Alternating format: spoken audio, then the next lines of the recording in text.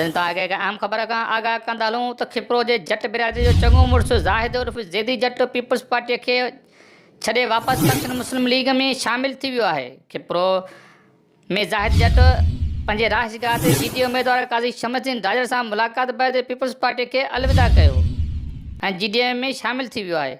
उन मौक़े ते मीडिया सां ॻाल्हाईंदे ज़ाहिद उर्फ़ ज़ैदी जट चयो त मुंहिंजी फंक्शन मुस्लिम लीग जे कुझु कारकुननि सां नाराज़गी हुई, जंहिंजे करे फंक्शन मुस्लिम लीग खे अलविदा कयो हुउमि, लेकिन काज़ी शमसुद्दीन राजड़ जे मुलाक़ात बैदि वापसि धमाकेदार एंट्री करे रहियो आहियां, जेका 5 जुलाई ते हिकु तारीख़ी किरदारु अदा कंदी। हिन चयो त काज़ी शमसुद्दीन राजड़ जी मुलाक़ात अॼु मुंहिंजे लाइ ईद मिसल आहे। पीर साहिब पागारे तरफ़ां नामज़द कयल उम्मीदवार PS 42 ते काज़ी शमसुद्दीन राजड़ NA 216 ते किशन चंद पारवाणी खे पंहिंजो क़ीमती वोट ॾेई कामयाब कंदा।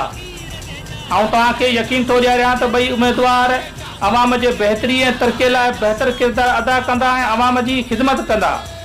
संदन इंतख़ाबी निशान तारो आहे, तारे ते मुहर हणी सचाईअ जो सबूत ॾींदा। पारां फ़क़ीर पांधी राजड़ ऐं फ़क़ीर साबिर अली राजड़ तहलको खिपरो।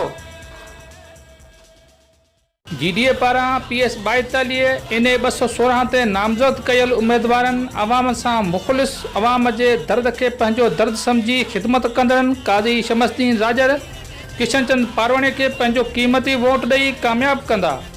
ॿिन्ही अॻवाननि जी कामयाबीअ सां तव्हां इलाइक़े जी बहितर मुस्तक़बिल जुड़ियल आहे, जन जो इंतख़ाबी निशान तारो आहे।